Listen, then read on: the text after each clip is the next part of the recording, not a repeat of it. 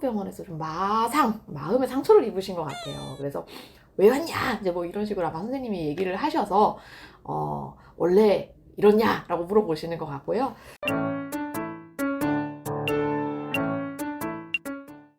네, 여러분 안녕하세요. 랜선 진료실 시간이 오랜만에 찾아왔습니다. 제가 요새 좀 바빠가지고 질문에 대한 답을 좀 못 드렸더니 질문이 많이 쌓였어요. 그래서 이번 랜선 진료실은 1편과 2편으로 나누어서 얘기를 드리도록 할 거고요. 옛날에 질문해 주셨던 분들 당연히 1편에 드릴 거고, 최근에 질문해 주셨던 분들을 2편에 소개를 시켜드리도록 할게요. 각 편수마다 한 8개에서 9개 정도씩 사연을 소개시켜 드리도록 하겠습니다. 자, 첫 번째입니다.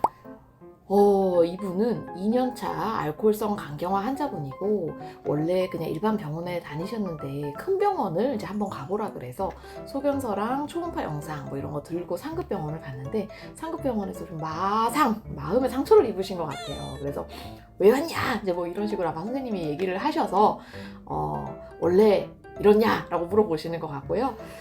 일단은 우리 환자분 너무 마음에 상처 받지 마시고, 근데 이제 항상 이제 모든 일은 좋은 일만 100%, 나쁜 일만 100% 이렇게 있진 않거든요. 이제 굳이 이거에서 이제 교수의 관점에서 좋은 점을 좀 찾아봐 드리자면 이런 거예요.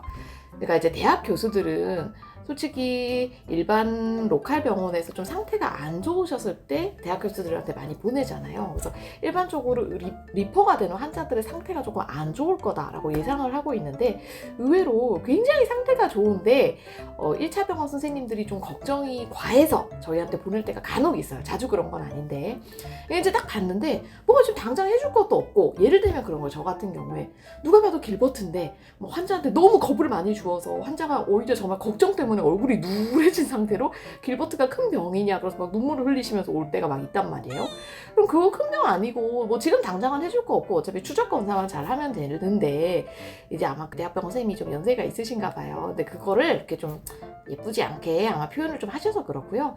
결국 이 교수님이 이렇게 대한 거는 상태가 많이 나쁘지 않으신 거예요. 그러니까 지금 당장 뭔가 손을 써야 될 정도로 위급하거나 나쁘지 않기 때문에 주기적인 검사만 잘 받으면 된다, 이제 이렇게 생각을 해주시면 되고, 제 유튜브를 의대 학생들도 꽤 보는 걸로 알고 있어요. 제가 하나 얘기 드리면, 그 의대 학생 여러분들을 위해, 여러분 요새 챗 GPT나 이런 지식적으로 되게 많이 발전되고 있는 거 아시죠? 그래서 장기적으로 의사에게 가장 필요한 능력이 지식이 아니라 커뮤니케이션 능력일 수도 있다고 합니다. 그래서 반드시 사람을 어떻게 하면 편하게 좀 대할지, 뭐 친절하게 대할지, 대화를 어떻게 하는 게 효율적인지에 대해서는 공부를 꼭 하도록 하세요.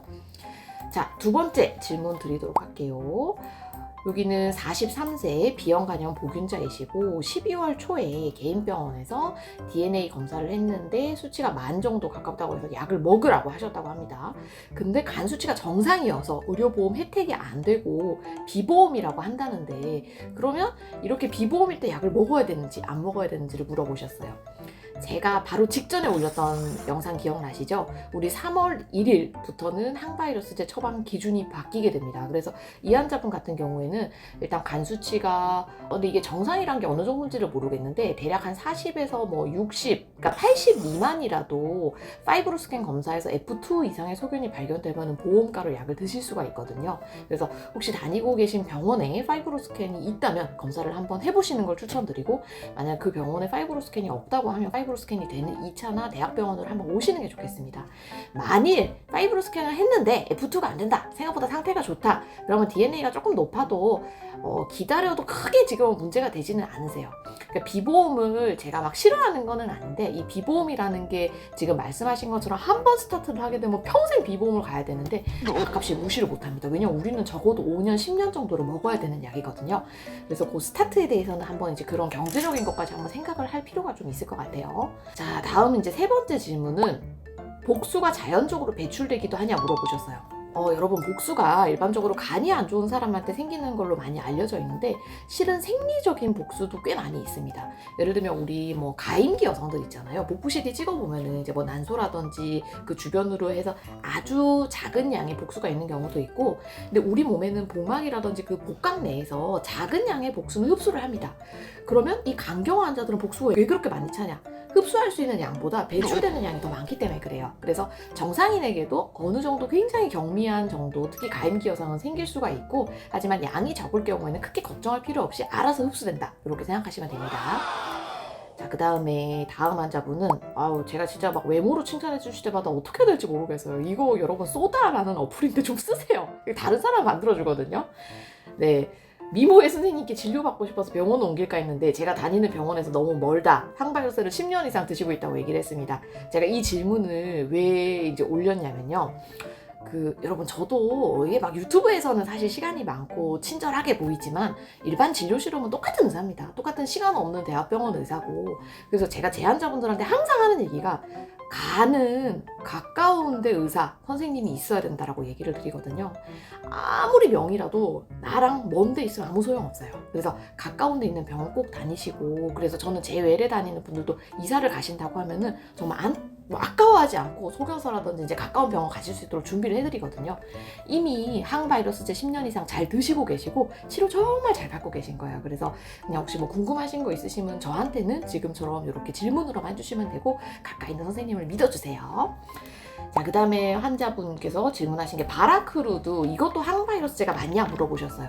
네, 우리가 항바이러스제 중에 유명하게 바라크루드입니다. 그러니까 성분명으로 얘기를 하자면 테노퍼비어라는 성분이 있고 엔테카비어라는 성분이 있고요. 바라클루드는 이 엔테카비어라는 성분의 제품명이에요. 오리지널 약입니다. 네, 그래서 항바이러스제가 맞습니다. 자, 다음 질문. 6, 7년 전에는 매번 공복에 3개월마다 피검사를 해도 0.6, 1.1, 0.9, 그러니까 빌리루빈 수치 얘기하시는 거겠죠? 이게 1.2 밑으로 정상 수치가 넘어간 적이 없다가 최근 2년 전에는 22년에 1.4, 1.32 이렇게 나왔다. 이거 문제가 있는 거냐 물어보시더라고요. 네, 이 정도는 아무 문제 되지 않습니다. 임상적으로 뭐 우리가 커트라인이 1.2인데 내가 1.4네? 빌리루빈이 큰일 났네, 황달? 아닙니다. 그래서 큰 걱정 마시고 그냥 정기검사만 지금처럼 유지하시면 될 것 같아요. 그 다음에 다음 문제, 환자분은 어느 정도 아파야 대학병원을 갈 수 있나요? 이거 사실 정해진 거 없죠. 그래서 뭐 환자분 본인이 원하시면 대학병원을 오는 겁니다. 근데 이제 저는 개인적인 추천을 얘기 드리자면, 간이 안 좋은 분은, 이런 분은 대학병원을 갔으면 좋겠습니다 라는 제 기준을 얘기 드릴게요. 첫 번째, 간경변증이 있는 분들은 일반적으로 대학병원 오시는 게 조금 더 나으실 수 있어요. 간경변증이 있다 그러면 이제 진료하는 1차 병원 의사 선생님들에서는 되게 부담을 많이 느끼시는 경우가 있고요. 그래서 같은 맥락에서 제가 왜 당뇨병 있는 분들 중에 간이 얼마나 굳었는지 FIB4, P4 스코어라는 거 계산할 수 있다고 얘기 드렸잖아요. 그래서 지속적으로 간 수치가 높은 분들도 간이 굳었을 가능성이 높기 때문에 한 번 정도는 대학병원 정밀 진료를 받아보시는 것을 추천을 드립니다. 네, 다음 질문은 B형 시험 간염 여부를 일반적인 혈액 검사로 알 수 있나요? 아니면 감염 여부를 알고 싶다고 병원에 말을 해서 다른 방법으로 하는 건가요? 당연히 혈액 검사로 하는 거고요. 근데 이런 간염 바이러스를 모든 피검사의 기본으로 하지는 않거든요. 그래서 혈액 검사 하실 때 담당 의사 선생님한테 나는 B형 간염이나 C형 간염, 감염 여부나 항체 여부를 알고 싶습니다 라고 얘기를 하면 피검사할 때 그 항목을 추가시켜 줄 겁니다. 그래서 B형 간염, C형 간염은 기본적으로는 진단은 혈액으로 하는 거다 라는 게 정답이고요. 네, 마지막 질문입니다. S항원과 항체가 모두 양성입니다. 어떻게 해석을 해야 되나요? 이 항원은 음성, 이 항체는 양성입니다. S항원이 양성이라는 거는 여러분 제가 한번 예전에 얘기 드렸을 텐데 B형 간염이라는 겁니다. S항원 양성은 B형 간염. 자, 근데 항체가 양성이에요. 일반적으로 S항체라는 거는 우리가 프로텍티브 안티바디라고 얘기를 하는데, 그러니까 이 안티바디가 있으면 B형 간염에 대해서 싸울 수 있는 힘이 있는 거예요. 즉 대부분 S항원이 양성인 분들은 항체가 음성인 경우가 되게 많아요. B형 간염 분들은 항체가 없어요. 근데 이분은 항체가 있잖아요. 이걸 어떻게 해석하면 되냐면, 이 항체가 B형 간염에 싸울 수 있는 정상적인 항체가 아닙니다.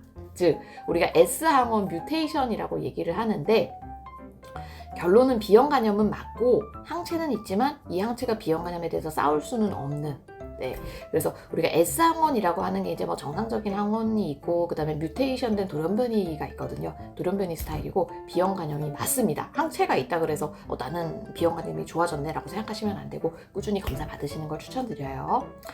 네, 일단 1차 우리 랜선 진료실은 여기까지입니다. 다음 2차도 잘 기대해 주세요. 건강하세요.